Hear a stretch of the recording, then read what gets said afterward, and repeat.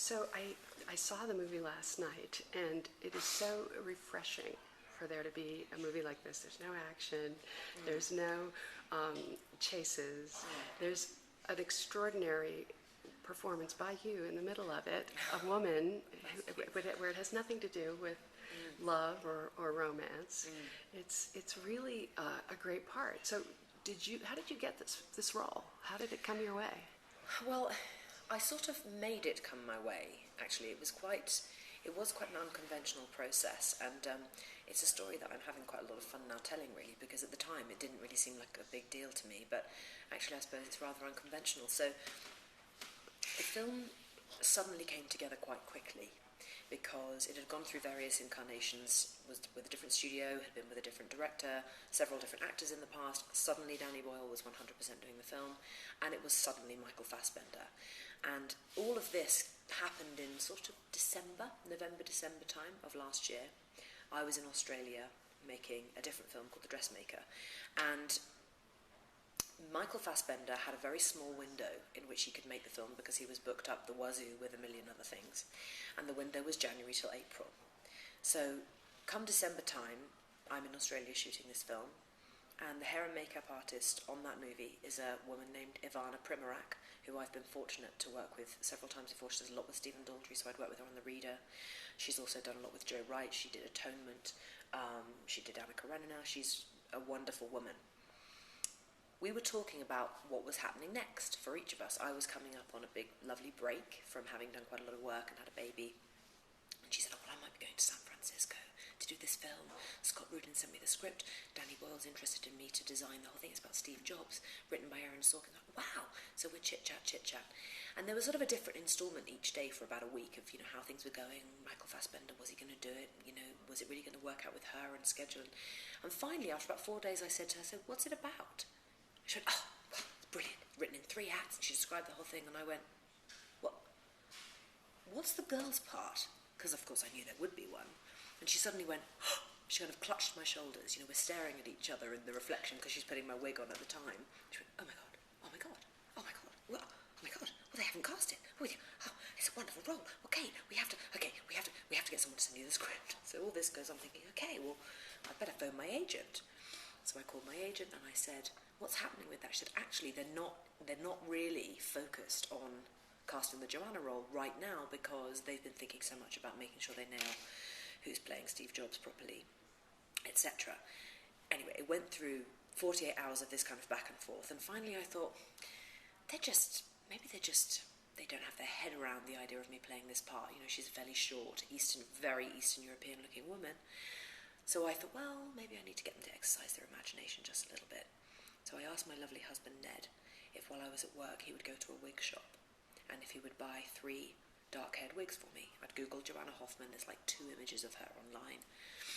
So he goes to the shop and he buys me 3 different wigs, and we select the one that looks kind of appropriate, and I kind of push it into a sort of an 80s sort of style, and throw on some glasses, clean my face of makeup, and I take one photo of myself, literally a selfie, and I sent it to Scott Rudin, who I'm fortunate to have a relationship with, and then I get a message saying, the script's coming your way. Result. So at least I know the script is coming. And then they say, well, if you respond to the script, we need you to meet Danny immediately. Can he come to Melbourne tomorrow? So I'm kind of going, at this point, I'm then going, oh my God, what have I done?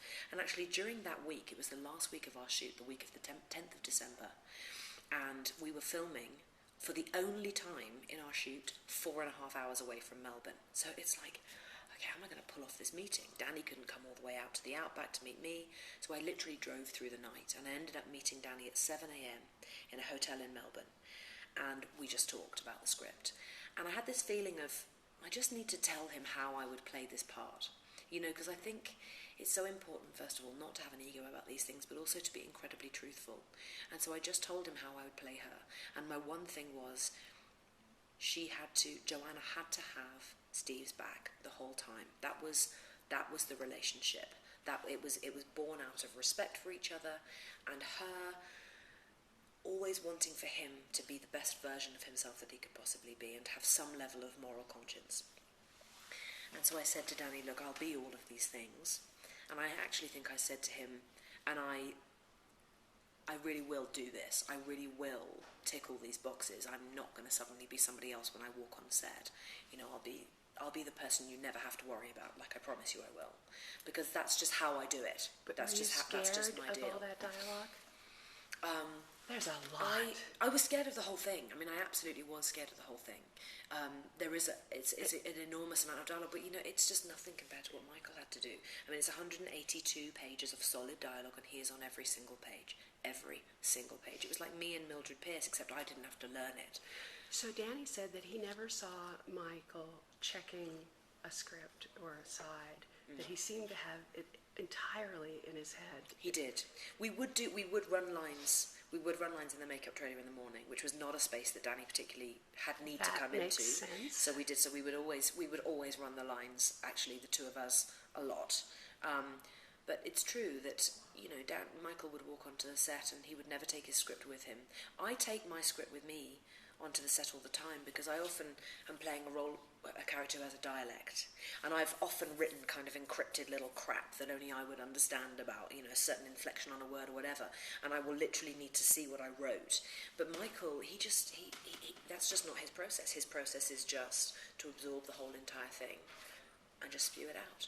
It was quite extraordinary to see, and he set the bar so high. I remember we did the read-through of Act 3, and by the time we got to Act 3, Michael was just flying. I mean, he was almost high. You know, he'd done Act 1 and Act 2. It was Act 3. It was only 56 pages of dialogue that he'd had to remember, and he just could not have been happier. Like, he was just on fire, and he had proper ownership of the role at that point. And we sat round the table to do this cold read, which is how we began every rehearsal period, actually. And every single actor, myself included, had their scripts on the table.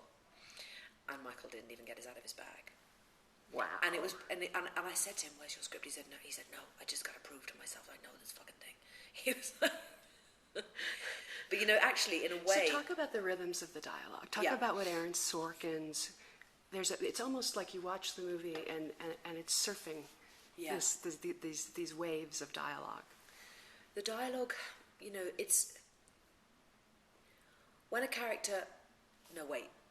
Well, let me say, when a character, exactly like I just did, that stuff is written. So if I were to say to you, no, hang on a minute, what is it that I mean? That stuff that I just did then, that's written in the script. And it's extraordinary as an actor to play that stuff because it's almost like the most glorious improvisation that you could never come up with yourself because you're not clever enough, but is done for you by Aaron Sorkin. And there's a flow and there's a rhythm to it. And I remember Jeff Daniels saying to me, just don't change anything. Don't even change a word. He said, let me tell you, if you drop a word, change a word, the whole thing will unravel.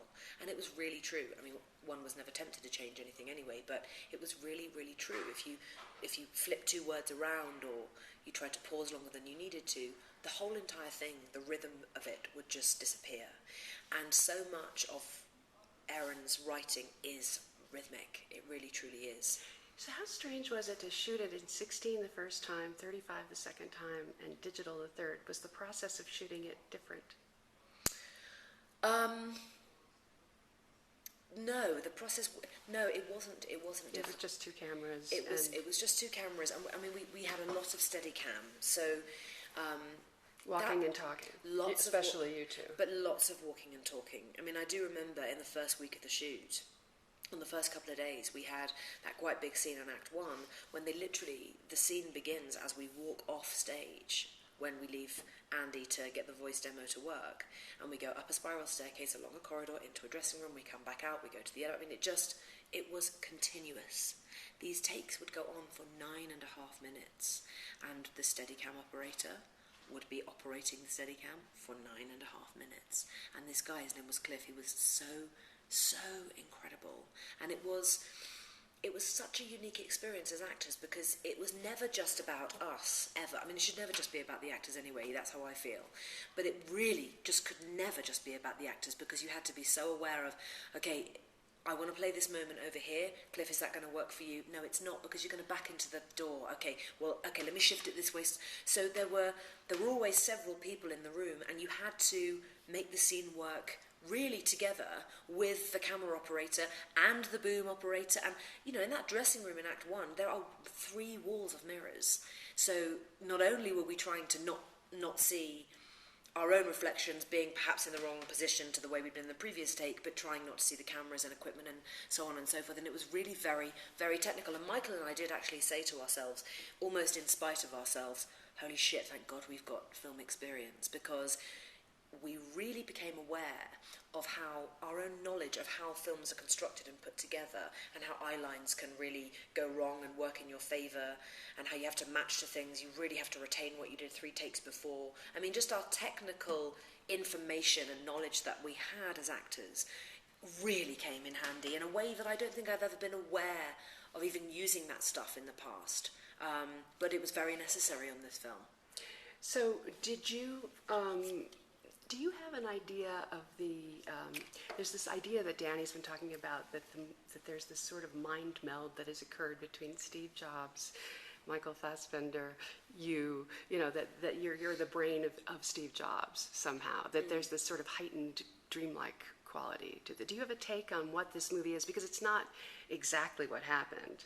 It's a fictionalized, very intense, crammed version of... Well, I think it's there's a lot of invention within a solid and truthful structure. You know, so the 3 launches, they really did happen, those particular products during those particular times, in periods of time.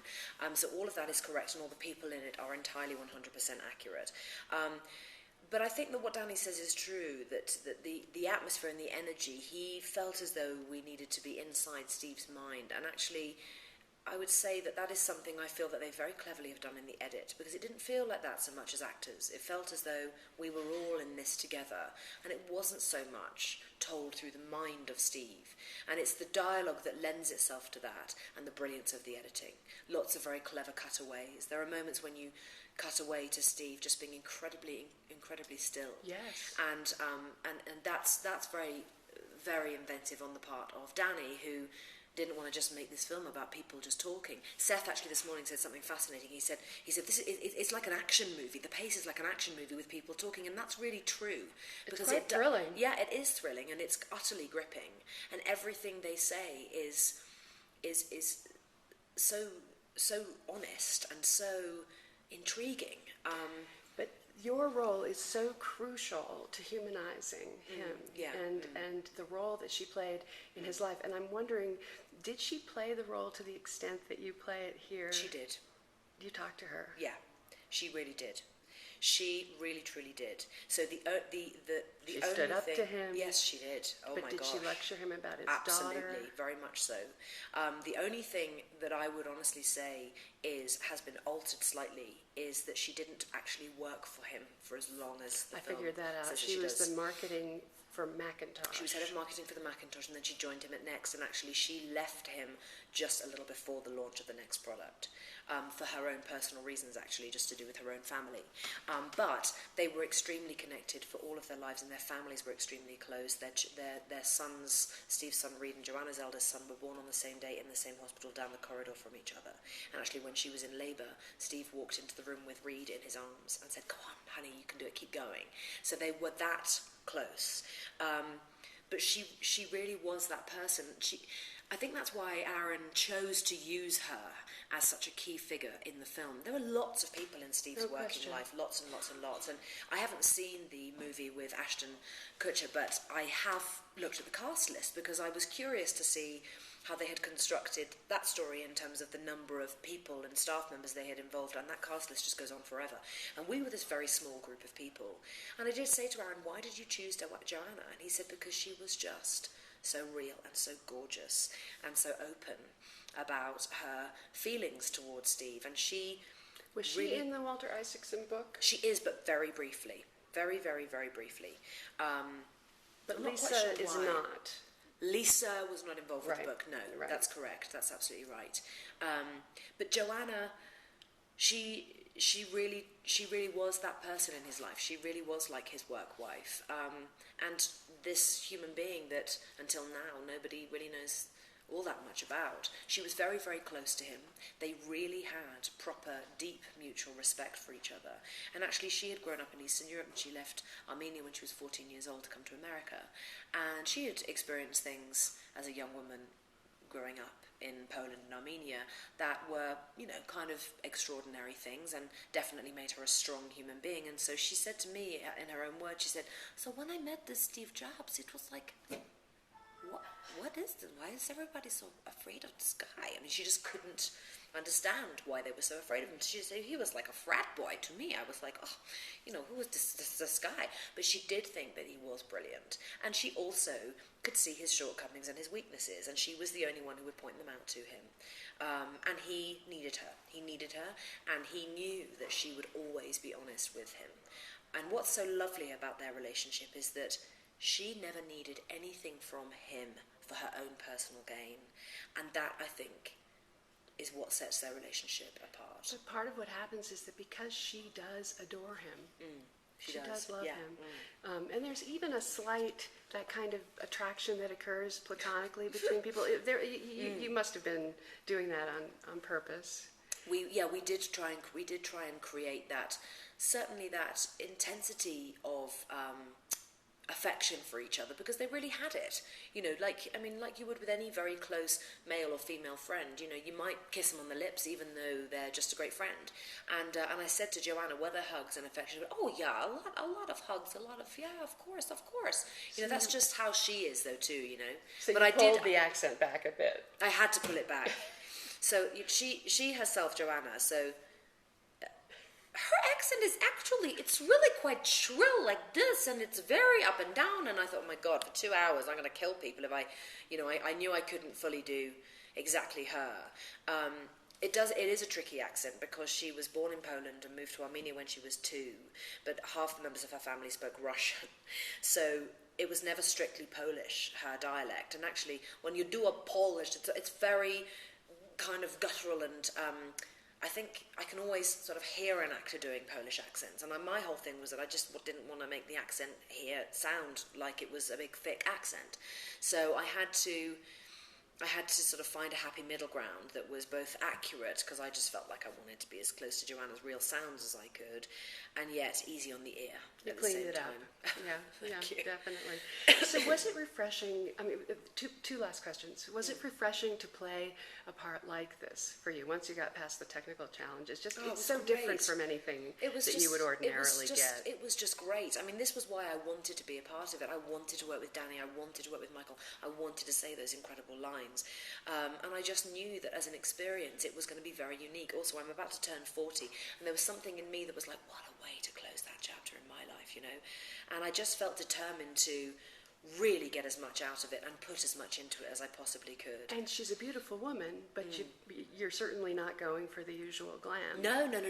But there's nothing more refreshing than playing someone who doesn't have to look great the whole entire time. I mean, I didn't have to take my clothes off. It didn't matter that, like we would accentuate eye bags. We did all of that stuff because Joanna very rarely wore makeup. In actual fact, I didn't really want to wear so much makeup in Act 3, but in actual fact it was almost the only way to make her look that little bit older.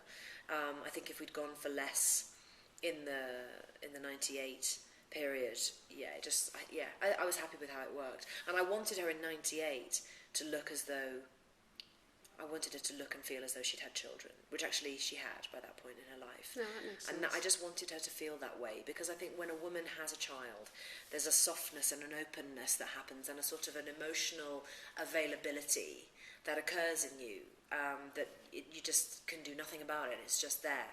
And I wanted for her to really feel like that, because I knew that in some way it would be more arresting for Steve. And did you have any models at all in terms of the pace of the dialogue? You are the one who's doing the really fast talking. That you've got to carry that speed. Yeah. Well, my dialect coach on this film, excuse me, was a woman named Susan Hegarty, who actually I've been blessed enough to have worked with. In fact, since Titanic, I met her on Titanic. It's a long relationship that we've had. And she would just say to me all the time, don't go faster than you can. And it was absolutely true, because the temptation was to just go blah, blah, blah, blah, blah, and actually what happens when you do that is you really do, you lose the inflections and the colourful fun stuff, and you just go brrr. So I had to find a happy middle ground. Excuse me. I'm getting rid of a horrible chest infection. But it was just a case of knowing it inside out, back to front and upside down. And actually, as I sat there last night watching the movie, I was doing the dialogue. I was saying it, I'm the one who has to explain you to people. $150,000 to Paul Rand for a corporate logo when we didn't even know what our company made. It's 600. I mean, it was all in me, and I thought, God. You're going to be quoting this to your grandchildren. Well, Michael kept saying, wouldn't it be fun when we're doing press for this film? Wouldn't it be fun to go to that wonderful Apple store in New York and in the meatpacking district and just do a whole act as like a press. And I thought, God, how cool would that be? It would. It would be so cool. I know, and we could do it because we remember it all. I mean, I would remember it like that. It's bizarre when it goes in that deep. You just remember it for a long time. So the Dressmakers in Toronto. So you have 2 films coming, big films coming. I know, it's crazy, yeah. Tell me a little bit about that. Well, The Dressmaker is it's very different to this.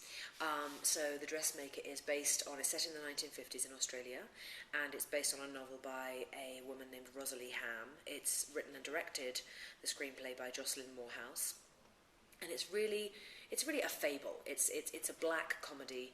Yeah, and it's a fable. It's a story. It's a mother-daughter relationship that has some undertones of revenge.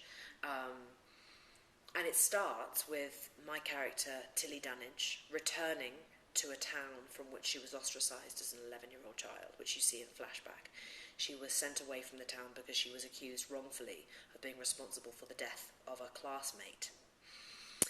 And the town were never very kind to my character and her mother, played by Judy Davis in the film. She was a bastard child, and they were very frowned upon. So they were looking for a reason to just be able to get rid of these people. Anyway, the daughter was sent away, but the mother never left. So many years later, the story begins, and Tilly Dunnage returns to this town, which it remains unchanged in the 20 years or so that she's been gone. But she herself has become an extraordinary couture dressmaker and has been living in Paris and Milan and London. And she's come back with very refined beauty. And she steps off the bus, and the first thing she says is, "I'm back, you bastards." And then the story begins. I have to see this movie. It's great fun, I got to tell you. It's really great fun. Judy Davis and myself play the mother and daughter roles, and Hugo Weaving plays Sergeant Farrett, who is a cross-dressing local policeman. You get the gist of it. I look forward. Thank you very much. Thank you.